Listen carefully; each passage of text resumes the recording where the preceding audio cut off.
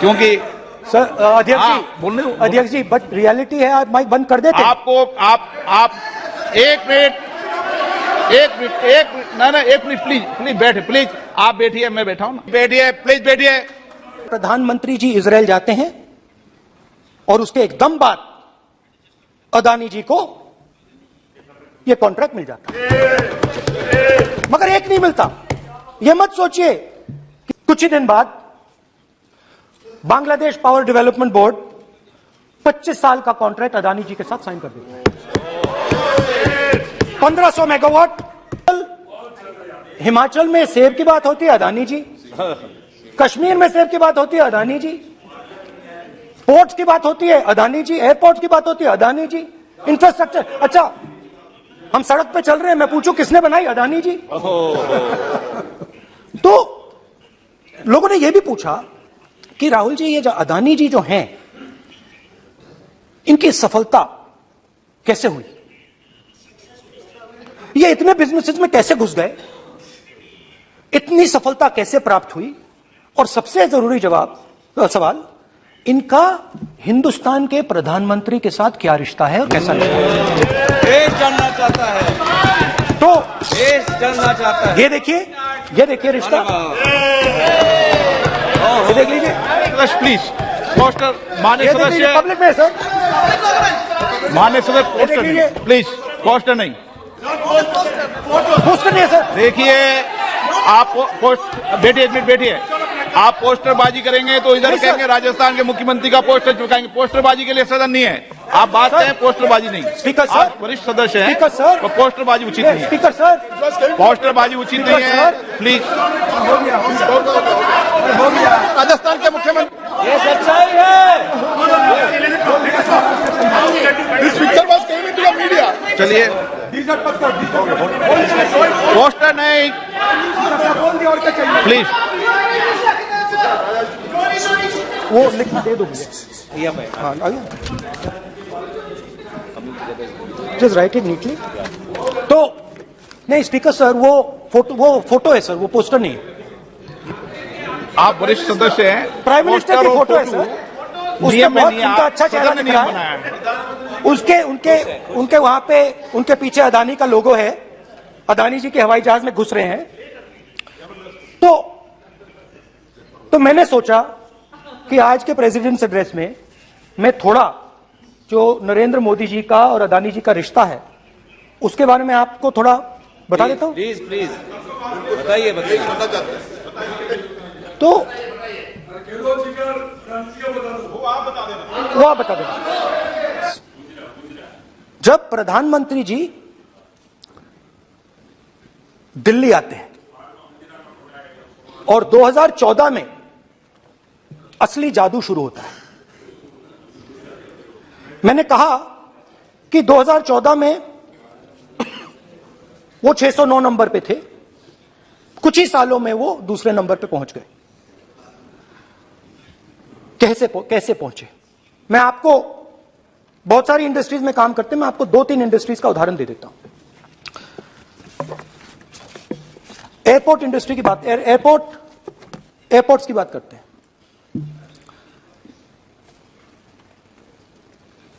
कुछ साल पहले सरकार ने हिंदुस्तान के एयरपोर्ट्स को डेवलप करने के लिए दिया। नियम था, there was a rule that anybody who does not have prior experience in airports cannot be involved in development of these airports. Rule था कि अगर कोई एयरपोर्ट बिजनेस में नहीं था तो वो इन एयरपोर्ट्स को ले नहीं सकता था। इस रूल को हिंदुस्तान की सरकार ने बदला। किसी ने भी बनाया हो रूल था, किसी ने भी बनाया हो रूल था। रूल बनाया किसने बात नहीं है, रूल बदला किसने बात है। रूल बदला गया, किसने किया है?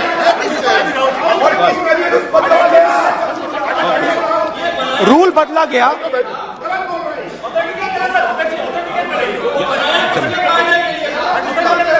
चलता रहेगा क्या सर?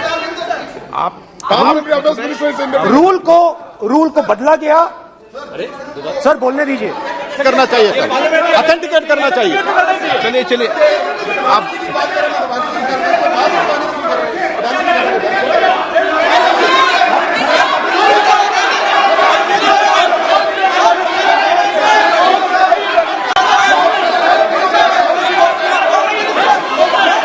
रूल बदला गया सर। स्पीकर सर,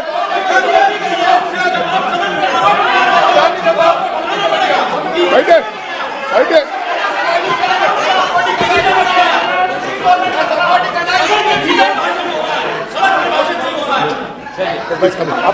तो ये रूल बदला गया। उस समय मीडिया में इसके बारे में चर्चा हुई थी।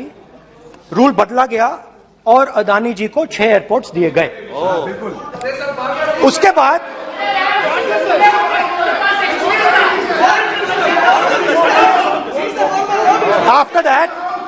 after that India's most strategic profitable airport, Mumbai airport, was taken away by GVK, hijacked by using the agencies. The agencies को CBI, ED का प्रयोग कर GVK पर दबाव डालकर हिंदुस्तान की सरकार ने उस एयरपोर्ट को अदानी जी के हाथों में कर दिया। रिजल्ट क्या आया? रिजल्ट आया कि एयरपोर्ट्स में आज अदानी जी 24% हिंदुस्तान की एयर ट्रैफिक को अपने एयरपोर्ट से निकालते हैं और 31% एयर फ्रेट उनके एयरपोर्ट्स में से निकलता है। अब यह काम हिंदुस्तान की सरकार और हिंदुस्तान के प्रधानमंत्री जी ने फैसिलिटेट किया। आपने जो पिछले स्पीकर थे उन्होंने फॉरेन पॉलिसी की बात की, हम भी फॉरेन पॉलिसी की बात करते हैं। चलिए डिफेंस से शुरू करते हैं। बहुत ऑप्शन है, आप बताइए कहां से शुरू करें? बिजली, डिफेंस, बहुत ऑप्शन है। Defence, let us start with defence. अब डिफेंस में अदानी जी का कोई एक्सपीरियंस नहीं था, जीरो एक्सपीरियंस। कल मैंने प्रधानमंत्री को HAL में देखा। प्रधानमंत्री जी ने कहा कि गलत आरोप लगाया, मगर रियलिटी तो यह है कि HAL का जो कॉन्ट्रैक्ट था 126 हवाई जहाजों का, वो अनिल अंबानी को चला गया और अनिल अंबानी बैंकरप्ट हो गया। वहां भी फैसिलिटेशन था।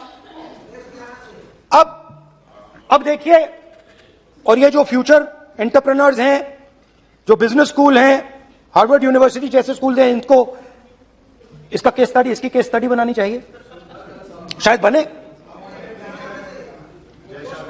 How to use government power to build individual businesses, case study.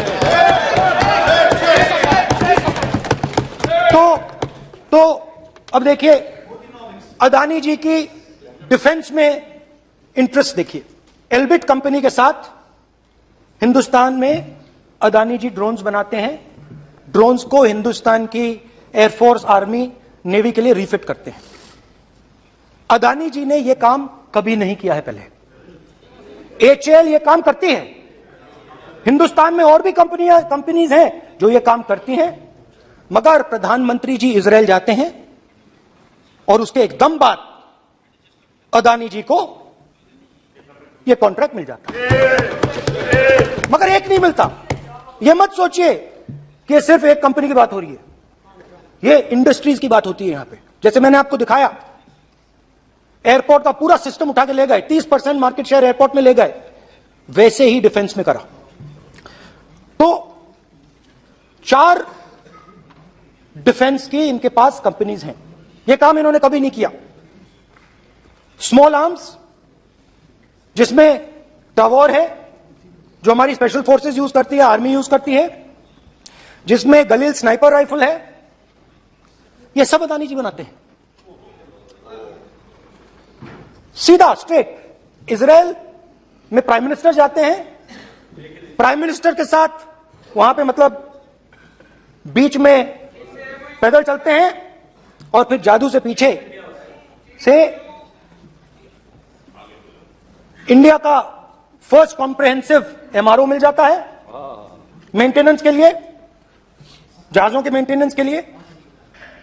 Small arms का बिजनेस मिल जाता है, इजरायली जो ड्रोन्स हैं उसका बिजनेस मिल जाता है। मतलब जो हिंदुस्तान और इजरायल का डिफेंस का रिश्ता है वो पूरा का पूरा अदानी जी के हाथ में चला जाता है, खत्म कहानी। हाँ, उसमें पेगासस भी है, तो पता नहीं वहां से क्या मतलब पेगासस कैसे आया, क्या हुआ, किसने दिया।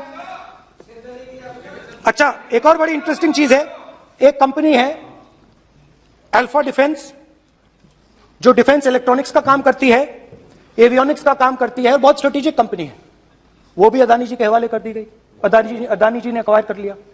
तो आपने देखा कि एयरपोर्ट्स का बिजनेस 30% मार्केट शेयर, हिंदुस्तान और इजरायल का जो वेपन्स का बिजनेस है 90% उठा के ले गए।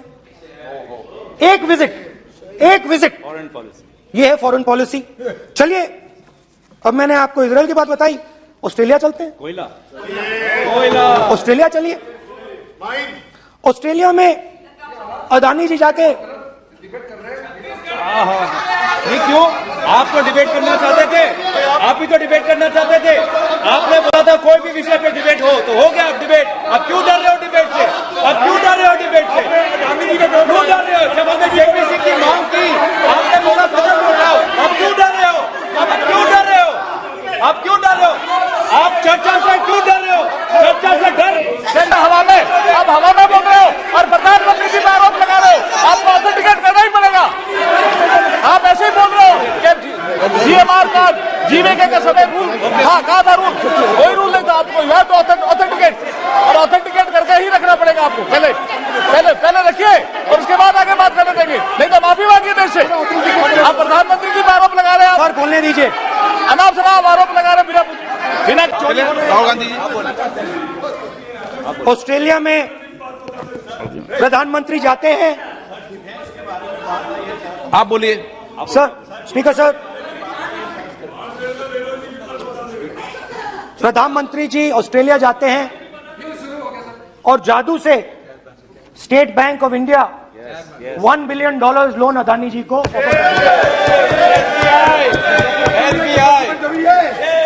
सर, इसका भी डॉक्यूमेंट जरूरी है क्या? बताओ। मोदी जी, आपका सरकार की बात है। Sadyr please. उसके बाद मैं उदाहरण दे रहा हूं, पूरी दुनिया में मोदी जी जाते हैं, घूमते हैं, तो मैं बता देता हूं क्या होता है वहां पे। बांग्लादेश में गए, हाँ काम पे ही जा रहे हैं, वही तो बोल रहा हूं, काम पे जा रहे हैं। बांग्लादेश जाते हैं, मोदी जी की पहली ट्रिप होती है बांग्लादेश में। वहां पे बांग्लादेश को इलेक्ट्रिसिटी बेचने का डिसीजन लिया जाता है। कुछ ही दिन बाद बांग्लादेश पावर डेवलपमेंट बोर्ड 25 साल का कॉन्ट्रैक्ट अदानी जी के साथ साइन कर देता है। 1500 मेगावाट इलेक्ट्रिसिटी का कॉन्ट्रैक्ट अदानी जी। चलिए, वहां से श्रीलंका चलते हैं। मतलब श्रीलंका इलेक्ट्रिसिटी बोर्ड के चेयरमैन कहते हैं कि उन्होंने राजापाक्सा जी ने कहा कि हिंदुस्तान के प्रधानमंत्री ने उनको कहा है कि ये विंड पावर का प्रोजेक्ट है, ये अदानी जी को देना है। तो ये रही आपकी फॉरेन पॉलिसी। ये हिंदुस्तान की फॉरेन पॉलिसी नहीं है, ये अदानी जी की फॉरेन पॉलिसी है, उनके बिजनेसेस बनाने की फॉरेन पॉलिसी है। अब यात्रा में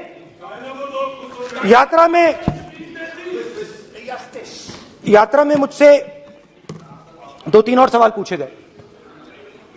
यात्रा में लोगों ने मुझसे पूछा, राहुल जी, ये जो LIC कंपनी है, इसका पैसा अदानी जी की मदद करने के लिए क्यों डाला जा रहा है?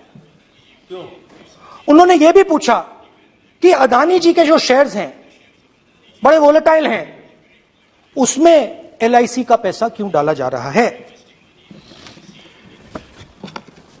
तो मेरा कहना है कि एक सेकंड, मेरा कहना है कि अदानी जी की मदद प्रधानमंत्री जी और हिंदुस्तान की सरकार कैसे करती है। हजारों करोड़ रुपए हिंदुस्तान के public sector banks Adani ji को मिलता है। 27,000 करोड़ रुपए SBI, PNB 7,000 crore, bank of Baroda 5,500 crore, ये मैं लिस्ट चलती जाएगी। एलआईसी का एक्सपोजर 36,000 करोड़ रुपए, 3 crore SBI and other PSU bank holders. Money is going to Mr. Adani and to finance.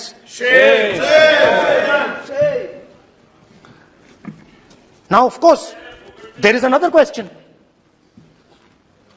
तो मदद कैसे हो रही है? हिंदुस्तान के पब्लिक सेक्टर बैंक्स का पैसा, एलआईसी का पैसा नरेंद्र मोदी जी, अदानी जी को दिया जा रहा है। अगर कोई सामने खड़ा हो जाता है, जैसे जीवी के लोग खड़े हुए, ईडी सीबीआई एजेंसीज आ जाती हैं, उनको परे कर देती हैं। तेलंगाना में भी एक पोर्ट का उदाहरण था, आंध्रा, सॉरी। मगर मेन सवाल और सबसे इंटरेस्टिंग सवाल दूसरा है। कुछ दिन पहले ये हिंडनबर्ग रिपोर्ट आई, उसमें लिखा था कि अदानी जी की हिंदुस्तान के बाहर शेल कंपनीज हैं। ये जो शेल कंपनीज हैं, सबसे पहला सवाल है, ये हैं किसकी? ये किसकी है मॉरिशस में जो शेल कंपनीज हैं? और ये जो हजारों करोड़ रुपया ये शेल कंपनीज हिंदुस्तान में भेज रही हैं, ये किसका पैसा है? और क्या ये काम अदानी जी फ्री में कर रहे हैं? अब मैं ये सवाल क्यों पूछ रहा हूं? क्योंकि अदानी जी स्ट्रेटेजिक बिजनेसेस में काम करते हैं। अदानी जी हिंदुस्तान के पोर्ट्स को डोमिनेट करते हैं। अदानी जी हिंदुस्तान के एयरपोर्ट्स को डोमिनेट करते हैं। और जैसे मैंने कहा, अदानी जी हिंदुस्तान की डिफेंस इंडस्ट्री में बहुत जरूरी रोल प्ले करते हैं। तो मेरा पहला एक छोटा सा सवाल है कि जो शेल कंपनीज हैं, इनके बारे में हिंदुस्तान की सरकार ने कोई सवाल नहीं उठाए? ये कौन लोग हैं? ये किनकी कंपनीज हैं? ये स्ट्रेटेजिक मामला है, पोर्ट्स का मामला है, एयरपोर्ट्स का मामला है, डिफेंस का मामला है। और जो कंपनी इन स्ट्रेटेजिक एरियाज में काम कर रही है, उनके बारे में आपको मालूम ही नहीं। ये नेशनल सिक्योरिटी का मुद्दा है, आपको मालूम ही नहीं कि ये शेल कंपनीज किसकी हैं, कितना पैसा आ रहा है, किसका पैसा आ रहा है। तो एक बहुत बड़ा सवाल है, ये पैसा किसका है? ये शेल कंपनीज किसकी हैं? और ये हिंदुस्तान की सरकार की जिम्मेदारी है ये पता लगाना ये किसकी शेल कंपनीज हैं और ये किसका पैसा अंदर आ रहा है। JPC, we want JPC, we want JPC.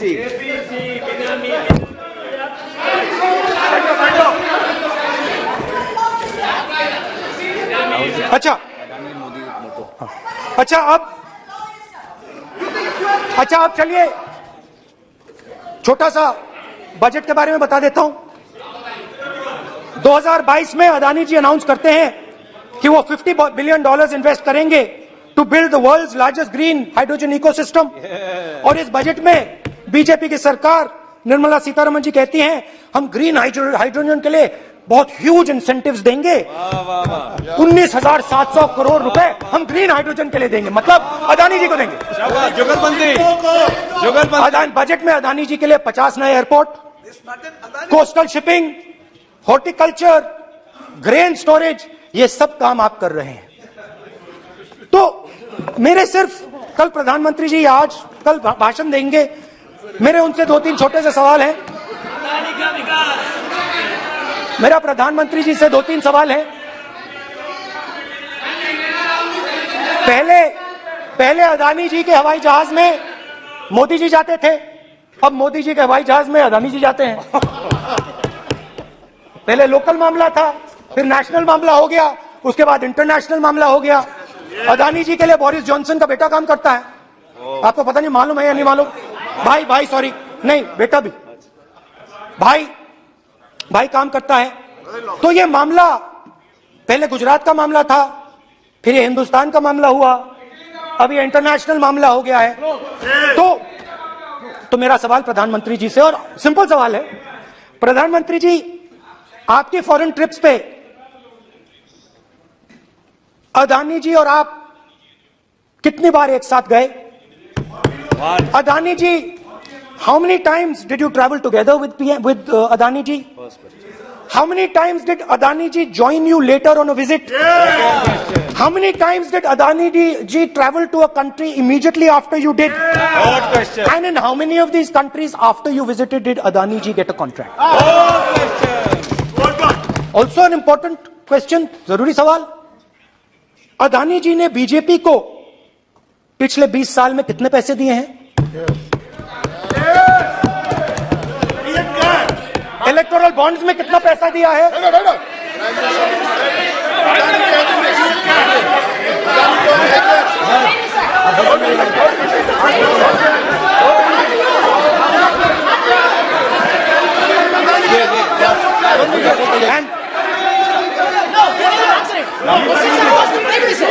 Question the post to prime minister please. Sir खत्म करने दीजिए सर। कंक्लूडिंग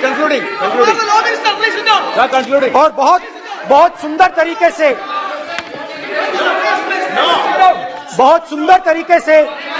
वो सर, मैं सिर्फ इतना कहना चाहता हूं, राहुल जी अभी आप सीनियर एमपी हो गए हैं, आप एक सीनियर एमपी हो चुके हैं। हम लोग एक्सपेक्ट करते हैं कि इस सदन का सदस्य होने के नाते जो भी बातें आप करेंगे गंभीरता से आप बात करेंगे। बाहर आप जो भी भाषण देते हैं हम लोग उसको रोक नहीं सकते। इस सदन के अंदर में जो भी बात कही जाती है पूरा गंभीरता के साथ, प्रमाण के साथ कहे जाना चाहिए, ये परंपरा है। और राहुल जी ने कहा कि प्रधानमंत्री विदेश घूमने जाते हैं, तो मैंने आज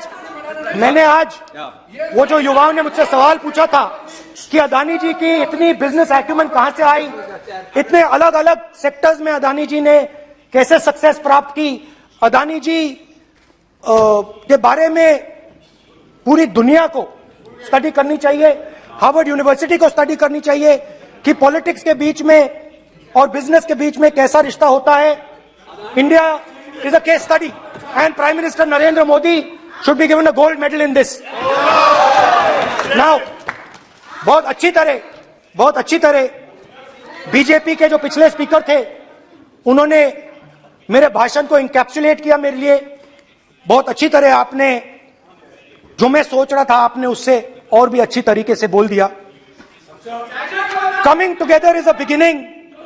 Keeping together is progress. Working together is success.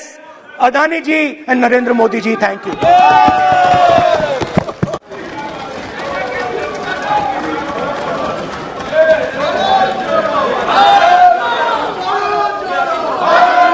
Bharat जुड़ा हुआ है, चिंता मत करो। श्रीमती कनिमो जी, माननीय सदस्य मैं आग्रह कर सकता हूं, सदन आपका है। कोई अपनी यात्रा पर चर्चा करता है, कोई करता है, अच्छी हो राष्ट्रपति यही भाषण पर चर्चा करो तो ठीक लगेगा।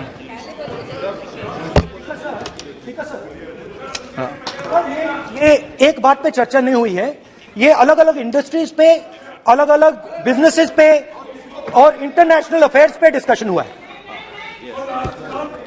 नहीं, एक मिनट प्लीज बैठिए। नहीं, प्लीज बैठिए।